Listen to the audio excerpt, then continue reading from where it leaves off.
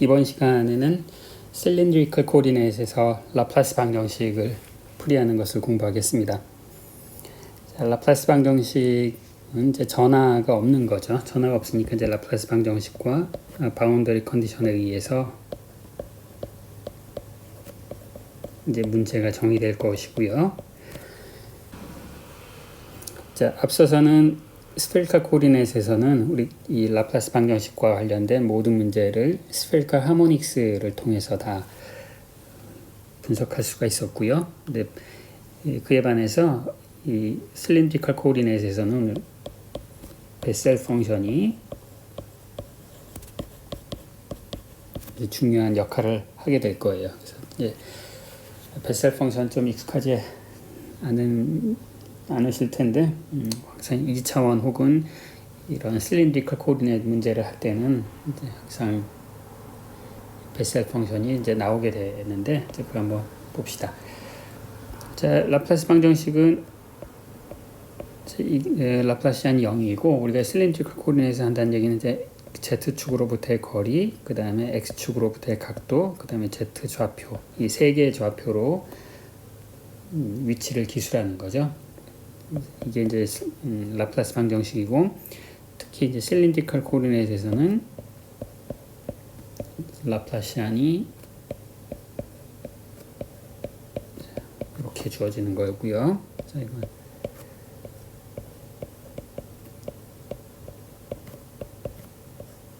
기억이 안 나시면 이제 수리물리 책을 다시 펴보시면 됩니다. 이 방정식을 풀어야 돼요. 이제 주어진 바운더리 컨디션을 만족하도록. 항상 이런 편미분 방정식의 해는 변수 분리를 통해서 우리가 문제를 접근할 수가 있죠. 체계적으로.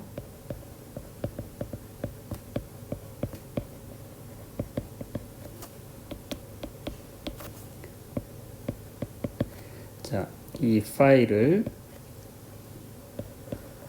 R만의 함수, 그 다음에 세타만의 함수, 그 다음에 Z만의 함수로 이제 대입을 합시다. 그래서 이렇게 가정을 해서 라플라스 방정식에 대입을 한 다음에 양변 전체를 R, Q, Z로 미분하면 뭐 항상 흔히 하는 그런 테크닉이죠.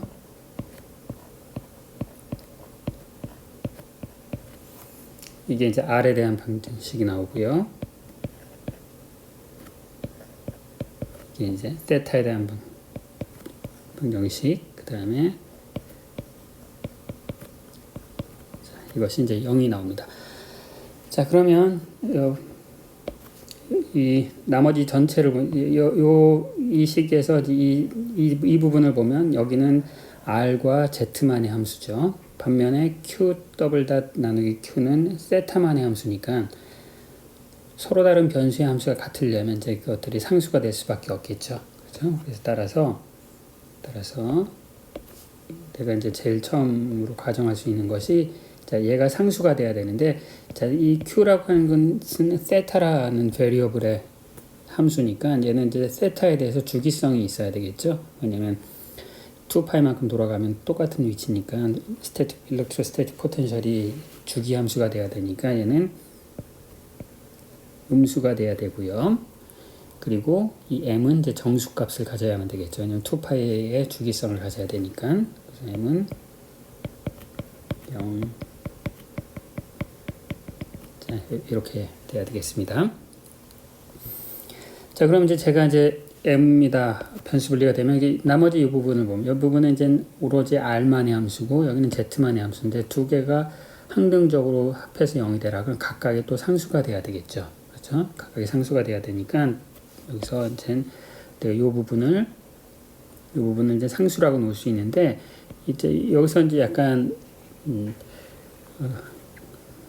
케이스 바이 케이스로 우리가 결정을 해야 되는 그런 게 나오는데 자, 이 상수가 과연 양수가 될 것인가 음수가 될 것인가 이제 그걸 선택을 해야 돼요. 이게 만약에 양수가 된다 그럼 이제 플러스 K라고 잡아야 될 거고 만약에 얘가 음수가 돼야만 한다 그러면 이제 마이너스 K 이제 두 가지 케이스를 결정해야 되는데 내가 이제 플러스 K제곱으로 변수 분리를 할지 마이너스 K제곱으로 할지는 이제 바운더리 컨디션에 의해서 결정이 되는 거예요. 바운더리 컨디션.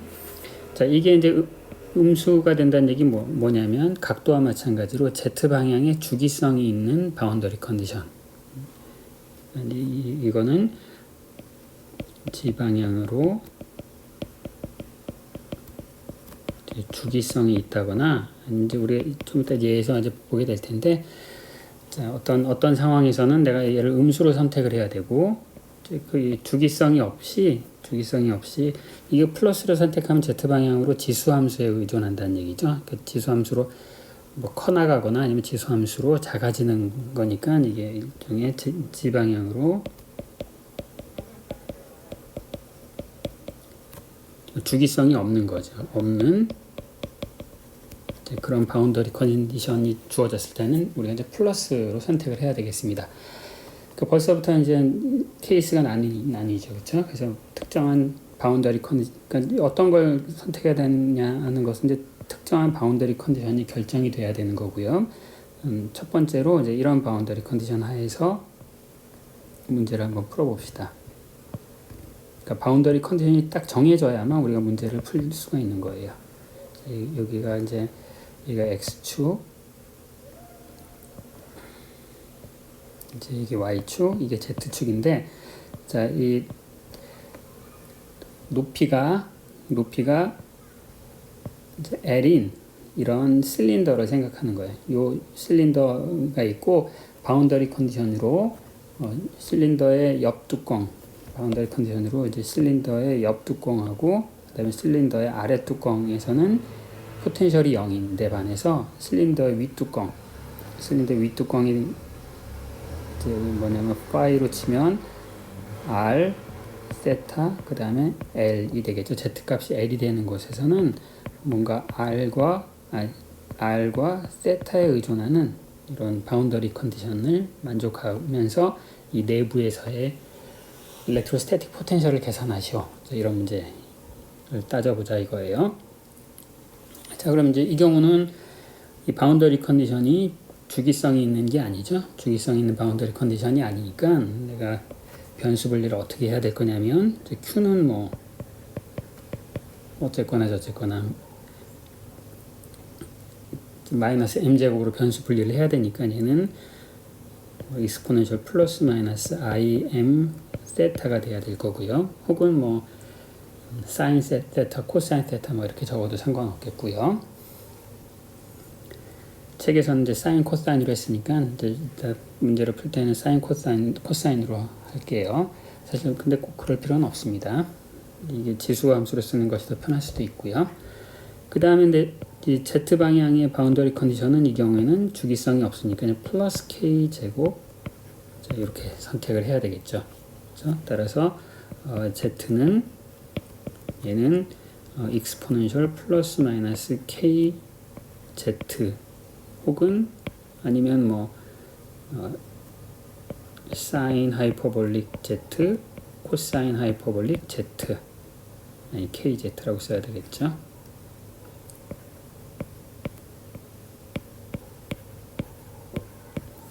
자, 여기서는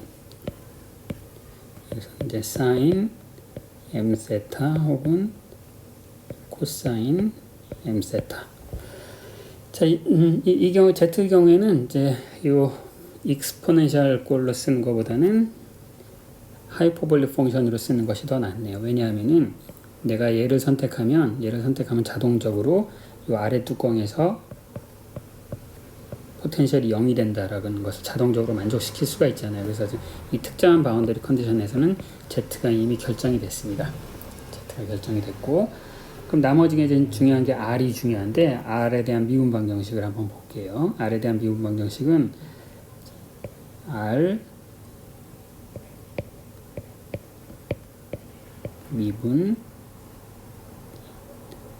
더하기 Q 때문에 뭐가 생기냐면은 일단 그 Z 때문에 뭐가 생기냐면은 K 제곱 R 제곱 생기고, 그 다음에 Q 때문에 M 제곱, 자, 요런 미분 방정식이 생기고요.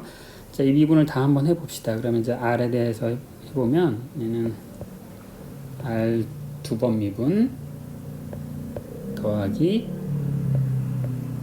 r분의 1 r 한 번 미분 더하기 k제곱 마이너스 r제곱. 자, 이게 이제 r에 대한 미분 방정식이 되겠습니다. 자, 이게 변수 분리 지금 한 거예요. 근데 이제 이게 뭐냐면, 요 미분 방정식이 뭐냐면 다름 아닌 베셀 방정식의 미분, 이제 이거 우리가 뭐라고 부르냐면 베셀 방정식이라고 부르고, 자, 이것의 해는 베셀 방정식 이제 두 가지 종류가 있는데, first kind 이제 JM의 KR 혹은 그 다음에 이제 노이만 펑션 혹은 웨버 펑션이라고 부르는 게 있는데요. 이 두 가지가 있어요. 항상 이게 미분 방정식의 해는 이제 두 개의 해가 존재하죠. 사인, 코사인, 사인 하이퍼볼, 코사인 하이퍼볼. 마찬가지로 베셀 방정식에도 베셀 펑션, 노이만 펑션 두 개가 존재하는데, 지금 현재 이 문제에서는 이제 요것만 선택하면 돼요. 왜냐하면 이제 노이만 펑션은 어떤 성질이 있냐면은, 노이만 펑션은 이제 r이 0으로 갈 때 발산해요. 따라서 얘는 해가 될 수가 없겠죠. 실린더 내부에서, 그러니까 Z축 상에서 포텐셜이 발산하지가 않을 테니까 이제 베셀 펑션만 있으면 되고, 베셀 펑션 따라서 이제 이 문제를 잘 해결하려면 베셀 펑션의 성질을 이제 잘 알아야 되는데, 자, 베셀 펑션은 이제 어떤 성질이냐면, 여기다 간단하게 정리를 한번 해볼까요? 일단 뭐 베셀 펑션은 좀 미분 방정식의 해인데, 이제 얘는 적분 표현식이 있어서, 물론 이제 적분을 직접 할 수 있는 건 아니지만 제로부터 파이까지 적분이고,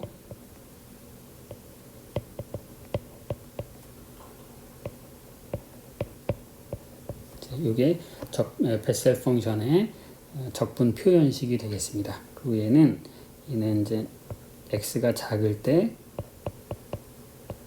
이제 x가 굉장히 클 때 어떻게 의존하냐면, x가 작을 때는 x의 폴리노미알로 의존하고요. x의 m승. 그 다음에 이제 x가 굉장히 클 때는 얘는 진폭이 루트 x분의 1로 줄어들면서 계속 코사인 함수로 진동하는 그런 여기 뭐 좀 있는데, 이제 이런 함수가 돼요. 이제 여러분 이제 수리물리 체계에 보시면 이제 이런 내용이 있고, 그 다음에 그래프가 있는데, 이제 그래프는 좀 다시 여기다 그려봅시다. 이제 그래프는 중요한 의미가 있어서 다시 그려보면, 베셀 펑션은 이제 어떻게 생겼냐면은, 여기가 x축이고 여기가 jmx다 그러면은, 이제 m이 1인 거는, m이 1인 것은 x가 0일 때도 0이 아니에요. 저기 보시면 그 x의 x의 m승이잖아요. m이 0이면은 얘가 상수가 돼요. 이게 m이 0인 거고, 이게 j0. 반면에 이제 j1은 어떻게 생기냐면 이렇게 진폭이 줄어들면서 진동을 하고요. 이게 1이고, 이 j2는 이제 포물선처럼 갔다가 이렇게, 이게 j2 이렇게 됩니다. 그래서 이제 통과하면서 점점 이제 진폭이 이렇게 루트 x분의 1로 줄어들면서 계속 이제 진동하는 그런 함수가 되겠고요. 이 베셀 펑션의 중요한 특징 중에 하나가 뭐냐면, x가 0을 제외하고 여기 이런 거 함수값이 0이 되는 걸 우리가 뭐라고 부르냐면 근이라고 부르잖아요. 근 혹은 이제 루트. 그래서 JM이 0이 되는, 요게 0이 되는 것을 특별히 우리가 알파 mn이라고 표시하고요. 그러니까 요걸 만족하는 알파 mn, 얘가 뭐냐면은 JM의 n번째 근. 자, 우리가 요런 말을 써요. 이게 베셀 펑션의 성질을 좌지우지하는 큰 중요한 파라미터 중에 하나이고요. 그 다음에 이제 베셀 펑션은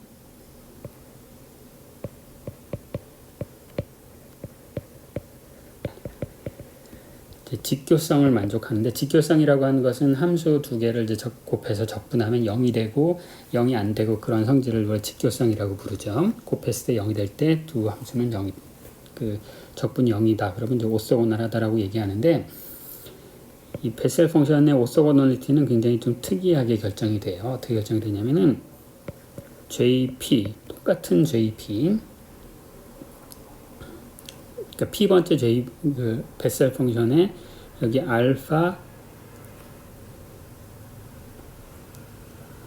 이제 노테이션을 간단하기 위해서 인덱스 많이 안 붙일게요. JP 베타 X, 똑같은 P 값의 함수에다가 알파 X, 그러니까 함수를 확대 혹은 축소 복사한 거죠. 여기다 이걸 적분하는데 또 X까지 곱해서 적분을 해요. 여러분들 수리물리 또 기억하실지 모르겠지만, 함수의 오소고널리티를 할 때 함수 곱하고 또 추가로 곱하는 걸 이제 웨이팅 팩터라고 부르는데, 베셀 펑션은 이제 X라는 웨이팅 팩터를 갖고, 그리고 이제 이걸 적분하면 이제 알파 베타를 설명을 해야 되겠죠. 이 알파 베타는 전부 뭐냐면은, 알파 베타는 JP의 근, 몇 번째 근이 여러 개가 있을 텐데 그 중에 어떤 거 아무거나, 그러니까 요 노테이션으로 쓰면은 알파 PM, 뭐 알파 PN 이렇게 써야 되는 건데, 그냥 그 인덱스를 너무 많이 붙이기 싫어서 그냥 이렇게만 쓸게요. 자, 이것이 이제 만약에 요것이 뭐가 되냐면은,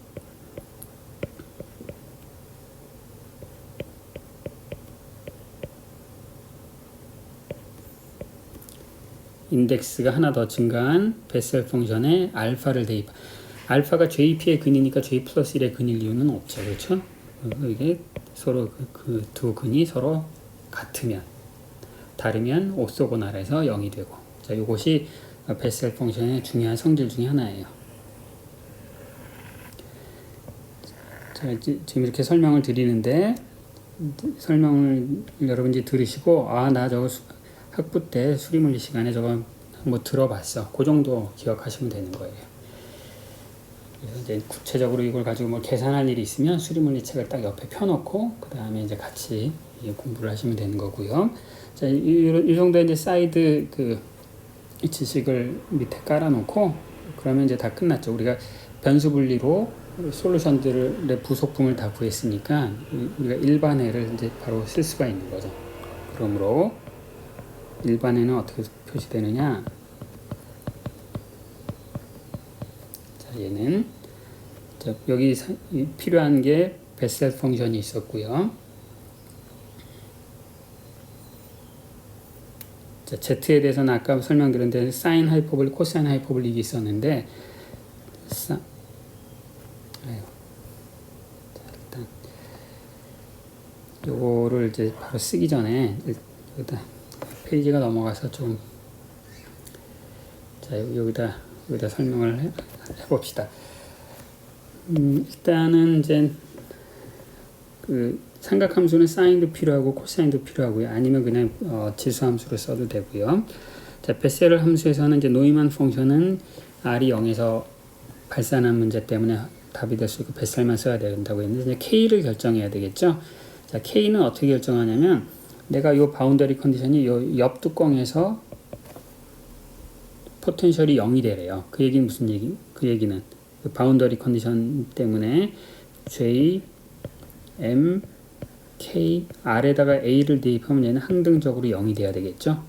그럼 이제 얘가 바로 K를 알려주는 거네. K 곱하기 A가 뭐가 돼야 되는 거예요? JM의 근이 돼야 되는 거죠. 그렇죠?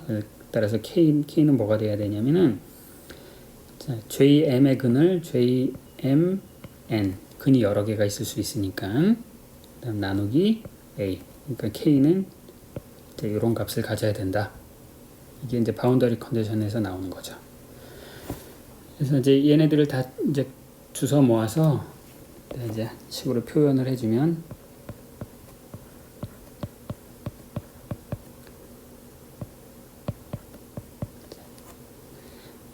여기 이제 모든 세퍼러블 솔루션들을 다 모아야 되고, 이제 m에 대한 인피니티 썸이 있어야 되고요. 그럼 m이 결정되면 사인 세타, 코사인 세타 앞에 m 세타가 결정이 되는 거고요. 그 다음에 베셀 펑션이 결정이 되네요. m이 베셀의 오더를. 근데 그 베셀 펑션을 또 무한히 많이 주워 모아야 돼요. 왜냐면 그것의 모든 근들에 대해서 서메이션 해야 되기 때문에. 그렇죠? 여기 들어가는 사인 하이퍼볼릭 KZ였죠. KZ였는데 K가 뭐였냐면은 A분의 알파 MN이었고요. 여기 Z. 그 다음에 베셀 펑션 JMKR이었죠. 그럼 여기 A에 알파 MN R. 그 다음에 이제 여기는 여기 이제 코사인 M 세타와 사인 M 세타 앞에 개수가 내가 A와 B가 붙일 수 있고, 그 다음에 이게 항이 MN이라는 인덱스를 갖으니까 이제 이렇게 되겠죠. 그래서 이게 이제 일반해고, 좀 전에 그런 지오메트리에서의 솔루션의 일반항이고, 그럼 이제 내가 요 개수 B, A를 모든 MN에 대해서 이제 구해주면 되겠죠. 그럼 이제 아직 사용하지 않은 정보가 뭐냐? 이제 얘네들은 어디서 오는 거예요? 여기서 윗뚜껑에서의 바운더리 컨디션을 가지고 결정하면 되겠죠. 자, 그럼 한번 또 한 스텝 더 나아가 봅시다.